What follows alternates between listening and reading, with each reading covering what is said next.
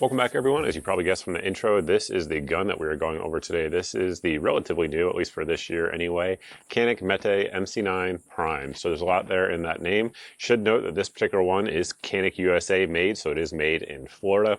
And the MC9 series has been sort of Canik's take on the P365 concept, if that makes sense. And this one would be similar to the P365 XL. So no doubt about it, based on the sales that many other companies are getting for this style of gun, a normal capacity. This one here, of course, takes standard capacity 17 round mags that we'll talk about a little bit more later on in the video, but still a relatively small overall profile. These types of guns have been selling extremely well for the last few years in America. So Canik decided to put this one out.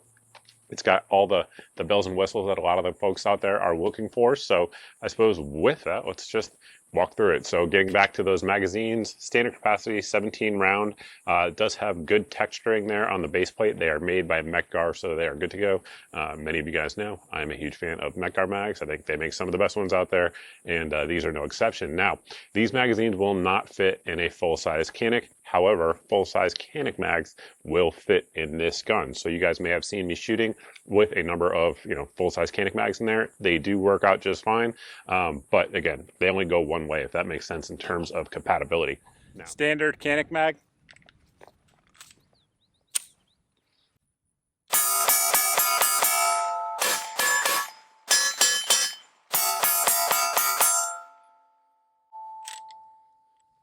Failed to lock back.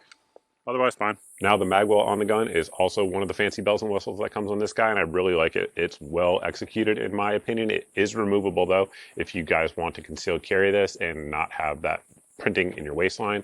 But it does a good job. The magazine well on the actual frame itself is well contoured and beveled for magazine insertions, and of course, your magwell just makes that even easier. It's virtually impossible to miss on this gun with the combination of course, the beveled mags, double stack mag, as well as the beveling on the magwell and inside on the frame itself there. They do a good job there. And again, if you want to take it off, you just remove that screw. Texturing on this gun is one of the best out there in the class, for sure. This class of gun, this one is one of the best textured in my personal opinion. It's relatively aggressive and it goes up nice and high on the gun. If you guys watch this channel a lot, it's one of the things I ding a lot of guns for whatever reason. A lot of gun companies stop their texturing right around where the magazine release is. And if you're firing with a two-hand grip, your support hand is riding right in there, and that texture is very helpful in terms of maintaining control of your firearm under recoil. The actual texture itself, some people may say it's too aggressive. For me, it's not at all. I like it just fine. Back straps on there are going to be reversible. It comes with 3 different back straps, so that way you can set it up for whatever size hand you may have. One thing that I think this gun is going to appeal to, or one demographic, if you will, that I think this gun is going to appeal to, is people with small hands. Because if you set it up with the smallest backstrap, we don't have that one on there, but if you do, it is a relatively short gun in terms of trigger reach, and it also still allows for enough purchase with your support hand. A lot of thin guns don't have that. This is kind of walking that line really well for folks with small hands. Speaking of backstraps, it does ship with this fancy box. This thing absolutely is, you can fly with it. It's TSA approved, all of those sorts of things. Locks up, and it does come with the back straps as discussed, as you guys can see on there, your little Canik toolkit. It also comes with 2 magazines, and it does come with a holster, and inside the waistband holster. I'm just going to give you right up front, one of the cons about this gun is that holster. I've messed with the tension screw in every way conceivable. I could not get it to have a good retention on the gun itself. And then the tip of the firearm sticks out itself, which if you're concealed carrying, particularly like in humid environments like this, the likelihood that that's going to cause rust or some sort of issues on the gun is pretty high. Just not a huge fan of the holster, but you do get one with it, so I suppose that is a pro. Canik holsters, man, some of them they nail. Some of them are really, really good, and some of them you're like, what were they thinking? Anyway, not a fan of it. Maybe other people are. Check out other folks' reviews on that one. Continuing on up, we do have a checkered magazine release button. It's a very good size. It's not so large that you're going to accidentally hit it, but it is large enough that you can easily hit it. Additionally, the mags are cut on both sides, as you guys can see there, so that way if you want to swap it over to the other side of your pistol, if you are a lefty, you can do so. Speaking of lefties, continuing on up, the slide lock lever, if I could actually hit it there, does work on both sides. It perfectly functional, which a lot of ambi controls, as you guys may know who watch the channel, aren't always ambi. Now, one of the stars of the show is going to be that trigger, but before we get into the trigger, we do want to thank the folks over at the Sonoran Desert Institute for sponsoring this video. With more than 350 million firearms in the US, the time has never been better to learn how to be a gunsmith. Sonoran Desert Institute offers online firearms technology education with hands-on labs and materials shipped right to your door. Course topics range from AR-10, AR-15, 1911 armorers options to shooting sports management, ballistics, gunsmithing, and more. Get your education and turn your passion for firearms into a successful career with the good folks over at SDI. Visit sdi.edu or call the number here on your screen, 480-999 4767 to get started. Now, if you guys are interested in SDI, you may actually see me in some of the courses because I have worked with them in the past. Definitely recommend them. Getting into that trigger, one thing you'll notice about it, just looking at it, is it is very wide. It is essentially the entire width of the trigger guard. One thing that does is it allows you to distribute the weight of the press as you press through it. Additionally, of course, we have our trigger safety. It is aluminum as well. It just feels fantastic. When you take it up there, you have your wall, and it breaks super crisp, super clean. The reset, tactile, audible. It's one of the, if not the best striker fire triggers on the market, regardless of the size of the gun. Once again, I'll be quiet. Let you guys hear the cicadas in the reset. There you go. I mean, that's such a small amount of movement. It's one of the best triggers out there on the market for sure. We do have a nice double undercut trigger guard on there. So again, allowing you to get very high on the gun and control it. Continuing out front there, we do have our light rail. We've used a couple different lights throughout this video that you guys have probably seen in different shooting scenarios. So the compact light market is expanding every year. There's a lot of good options. We have the SIG one on there, but StreamLight makes a good one. There's many others out there, of course, as well as Surefire just dropped their new one this year as well to compete with it. Continuing forward there on the frame, we have these little memory pads for both your thumb and or your shooting finger when you're not on the trigger. Leading up to the slide. Pros and cons here on the slide. There's a lot going on. It has that nitrocarburized finish, which certainly is nice for surface hardness, lubricity, all of those sorts of things. The actual serrations are very good, very usable. Like right now, it's in the mid-90s. I'm sweating out here, and still easy to run them using either the forward or the rear.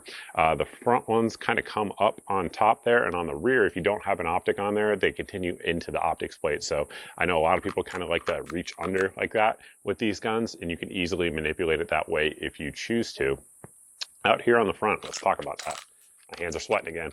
Out here on the front, you can see some interesting things going on with this barrel. So it has their, I believe it's called Tricomp system, where essentially you have ports going up and then off to the right and the left. One thing that's good about it is that they stop the rifling just short of it. It seems like recently I've been reviewing a lot of ported guns. Anyway, they stop the rifling just short of it.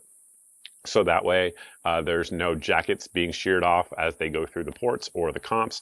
So that is a good thing. The downside of it is that sometimes that reduces the amount of pressure that the ports are able to generate in terms of shifting gas in one way or another.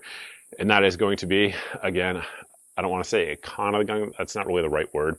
But this gun under recoil is slightly snappier than what I would have expected before getting it out to the range. So I'm not sure if that is because the comps and the ports aren't as efficient as they possibly could be, or if it's just the cause of being a slimline gun punching back in your hand. Obviously, this right here is where the recoil is being absorbed into your hand. It's very small. If you were to compare the width on the gun versus a full-size gun, it's obviously going to be slimmer for concealed carry and those sorts of things. So I'm not saying it is a recoil monster at all. I'm just saying when I saw it with that system out there, I was like, oh, it's going to shoot a little bit flatter than it actually does.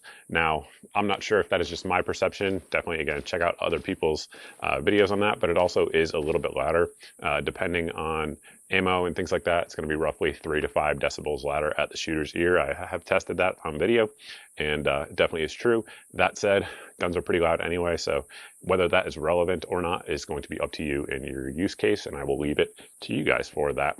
And with the slide closed and the gun and battery, you can look down in there and see Prime written there on your barrel in case you forgot the name of the actual firearm itself. Additionally, the barrel has some interesting chamfers on there that continue throughout the entire barrel, to include the part that is exposed when the gun is in battery. It has almost like serrations on the barrel. It looks cool. I'm not mad about it at all. Continuing on up there, you'll see that we do have a loaded chamber indicator, so that way if there is a round in there, it will be sticking out. And then moving on back, the gun is cut for an RMSC pattern optic. We've used a few here throughout this review, as you guys have probably seen so far. Right now we have the Canik enclosed optic on there with the donut of death reticle and the solar backup on there. So far, so good with the optic. No issues at all, which certainly is a good thing. And then continuing on with the sights are excellent. Some of the best sights out there, in my opinion, from the factory. So we have the tritium sights up front with that orange ring around it, and then subdued tritium on the rear. If you're going to have 3 tritium vials on a sighting system, that is my preferred way to do it. And then, of course, we have good serrations there on the rear. Continuing to the rear of the slide itself, you'll see we do have a striker indicator on the gun. Once again, verify that we are clear, and we'll point it in a safe direction. And you guys can see that that striker does depress down into the slide itself. And I think with that, guys, we've covered pretty much all of the details of the Prime itself, with a few exceptions. Of course, cost, shooting impressions, reliability, those sorts of things. Like I talked about, it did recoil a little bit more than I expected with that comp system. That said, if they ever make a Gen 2 or like an alternate model, if you will, I'd love to try one of these out with a regular barrel and just see what it feels like recoil and sound-wise. But I think right now the market is mostly folks looking for ported guns or comped guns, so I get why they went the way they did. That seems to be what everyone's looking for these days on that front. Reliability, we had just under 1,000 rounds. It's like over 950, somewhere in that range. Mostly 124 grain minute ammunition. We also fired some MagTech 115 grain and some Laser Brass 124 grain, as well as some 147 grain Fiocchi hollow points.